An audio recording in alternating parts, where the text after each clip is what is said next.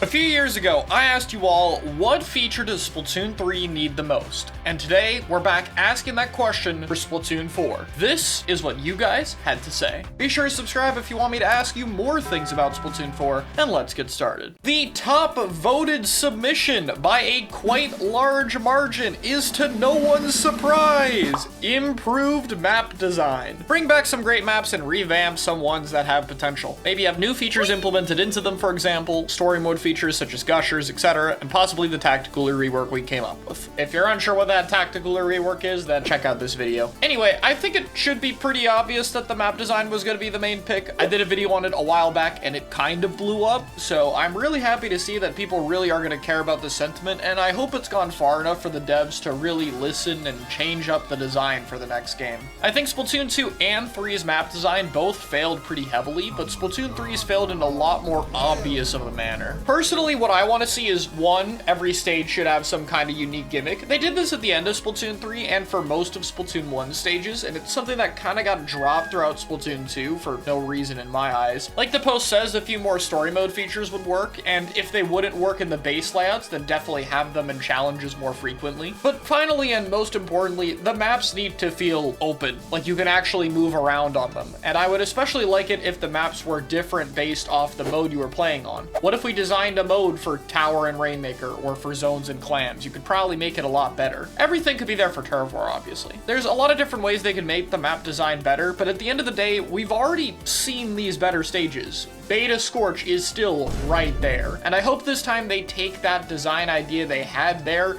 and actually run with it in Splatoon 4. Better map design is something we need. Cookie says Splatoon 4 needs to give players in rank queues a chance to change their gear and weapons after the stage and teams are decided, but before the match starts, just like you can in private battles. Yes, 100% this. If I queue into the game as a Dreadringer and there's another Dreadringer, I will probably just play something else. If I'm on a comp that has 0 painting weapons, I would switch to the painting weapon. I'm sure a lot of other people feel similarly. This probably isn't an issue at all levels of play, but this is in ranked modes, and it does suck to have a significant disadvantage in ranked because you just happen to roll a much worse comp than the other team. Linktober says, I think the gear/chunk system seriously needs a complete overhaul from multiple standpoints. Currently, it forces you to either sacrifice your time, style, or abilities to get the most out of what you want with the system. It improves with each game, but I seriously think we can do better. Now, before Splatoon 3 came out, I talked about the system in a very brief video, and I still stand by that entire thing. It's honestly one of my favorite little bits I've done, because that whole video is basically a bit. But if I'm gonna say anything here, it's that buying chunks would fix the entire system. If I could just directly spend to get the chunks I need, it would be much easier to fill out a system, and there would still be a reason to grind for chunks, and you could still use the RNG systems to supplement that. The other thing I'll point out that I didn't talk about back then is currently the game has a penalty if you stack multiple of the same ability on a piece of gear. In Splatoon 1, people really cared about having pures of the same ability, so I guess that made sense. But that hasn't been a thing for a while, so the limitation feels kind of arbitrary. I don't really think it should increase, and I think main ability should even be a bit cheaper. In general, I feel like the devs really have this gear system as a long grind to play the game, but I don't think you need it to be that way. And if people could make gear sets more easily, I think people would spend more time making gear sets anyway because the process wouldn't feel like hell. As it is right now, you're not incentivized to make a bunch of gear sets, you're incentivized to quickly make one functional set and stop there because the process is just not fun. Unironically, I think the idea of perks for every weapon class, a video you made a bit recently, would be a perfect way to spice up the gameplay. Hey, I know it was my own video, but I really do stand by that concept. I think the idea of situational buffs and trying to make each class more distinct is important, and I really do believe we need more main weapon power. It's something that would need time to be balanced around, but I'd really like to see a system like that in Splatoon 4. I personally just really hope we get it, even if it's a long shot. Another very popular option, and I'll combine two submissions here, is anything that makes the kit system more flexible. There's an infinite way they can handle it, but Splatoon 3's 2 per weapon system is not cutting it right now. There's too many subs and specials for only 2 kits ever to be enough. I got a few of them like that. Another similar one was partially custom kits, at least in private battles. So let's get the quick one out of the way. Absolutely, private battles should have custom kits. It's PBs. People are going there to play for fun. Let them mess around around with it. It's not gonna do any harm. Let me go into a PB and play like an all Inkjet lobby or an all Trizuka lobby or something. It would be enjoyable. As for the base game, this is again a video I did already, but I think the conclusion of having the system be more flexible is the perfect way to summarize it. The system doesn't need to be fully custom kits, but it should be more customizable than it is now. What exactly the middle ground should be is something that's hard to tell. Again, I gave my thoughts on that and why I don't like the kit system already if you want to check it out, but I think that it is not hard to get better than we have it right now. I really hope this system is overhauled going into the next game, because especially if the next game has more subs and specials and mains, I only see this problem getting worse, and it's clear that Splatoon 3 really made it a breaking point, especially without third kits.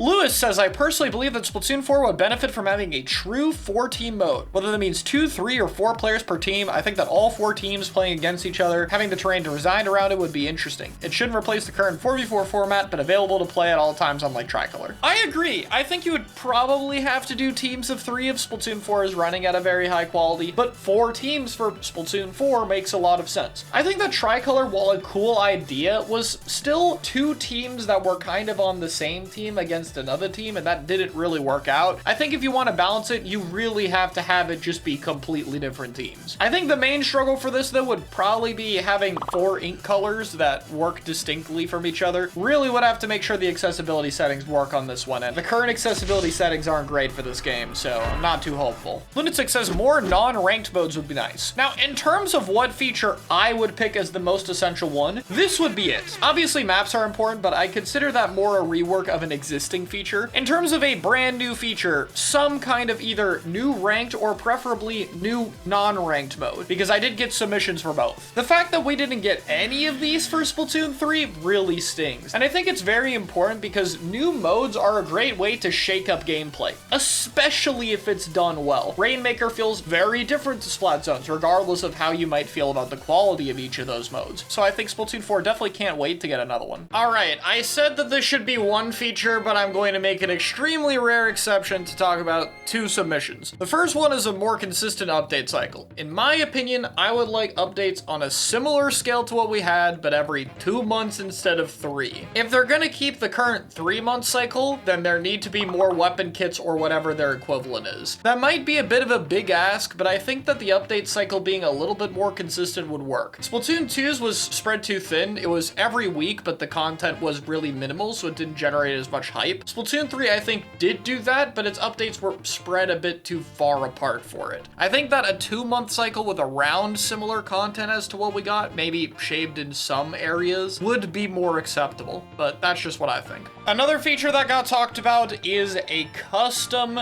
stage maker. I'm not sure how a custom stage maker would work for Splatoon, but I think this is an excellent backup plan to what if they mess up the stages again. Obviously, it's not a perfect solution, but if they aren't gonna do the stages well, at least allow us to make our own. That's really all I gotta say about that. A better X-rank system. I disagree later down the line about the ticket system being worse. A BO5 being necessary before a points change makes it a lot less random that you get an unwinnable game that can really tank your points. That was a problem in Splatoon 2. But I do agree that the region split was a terrible idea. It really just doesn't make any sense, especially because the game seems to have some regional matchmaking anyway. It just influences it slightly. So in reality, all we've done is just split the 2 queues, created 2 radically different X-rank systems for basically no reason. And the NA region in particular really suffers because most of the players who would place highly play in Japan, and that made the NA region have so much lower top 500 and top 10 placements that there would start to be an influx of Japanese players playing in the NA one for the badge, to the point where Nintendo had to literally ban them from picking our region. I cannot understate how much of a failure it is. Just keep the ticket system, and I'm okay with the minimum points thresholds if the minimum is much lower. It's way too high right now, but the region split gotta go. And that's all the submissions I should get to this time. So which of these do you think is the most essential thing for Splatoon 4? If you watched all the way to the end, then let me know in the comments below, and I'll see you all next time.